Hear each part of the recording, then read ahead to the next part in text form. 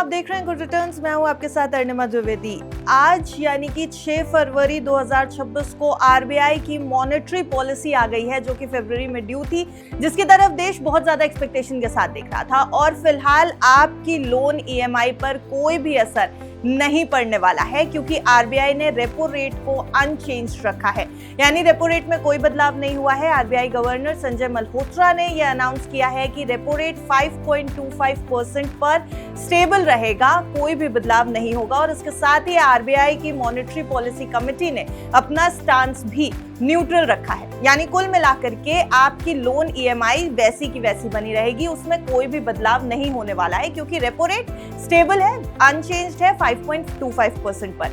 The Monetary Policy Committee met on 4th, 5th and today to deliberate and decide on the policy repo rate after a detailed assessment of the evolving macroeconomic conditions and the economic outlook.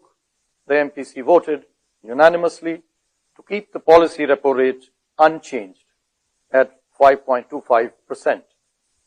Consequently, the STF rate remains at 5% and the MSF rate and the bank rate at 5.5%. The MPC also decided to continue with the neutral stance. इसके अलावा इस पूरी monetary policy को लेकर के governor Sanjay Malhotra ने क्या कुछ कहा, ये हम आपको इस वीडियो में बता देते हैं।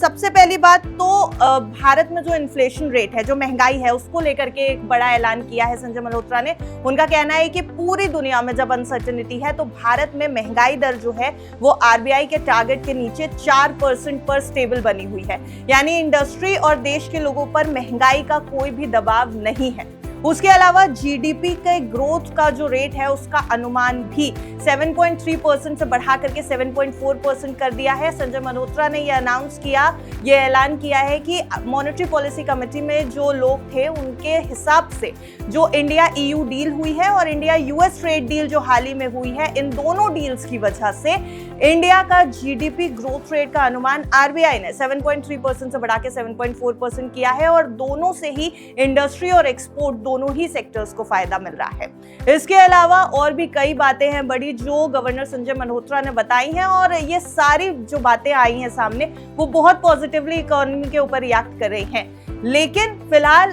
पूरे मामले का कुल मिलाकर के निष्कर्ष यही है कि आपकी लोन ईएमआई जिसकी तस बनी है 5.25 पर अनचेंज्ड है रेपो रेट। आगे अप्रैल में जो एमपीसी पॉलिसी आएगी, मॉनेटरी पॉलिसी कमेटी जो डिसाइड करेगी, वहां पर 25 बेसिस पॉइंट या फिर 50 बेसिस पॉइंट का कट जरूर आ सकता है, क्योंकि कहीं ना कहीं उम्मीद जताई गई है कि रेपो रेट अप्रैल में चेंज किया जा सकता है। वैसे रेपो रेट नहीं बदल रहा है, आपकी ईएमआई पे असर नहीं पड़ रहा है। आप इसके बारे में क्या कुछ कहना चाहते हैं, कमेंट सेक्शन में जरूर बताएं।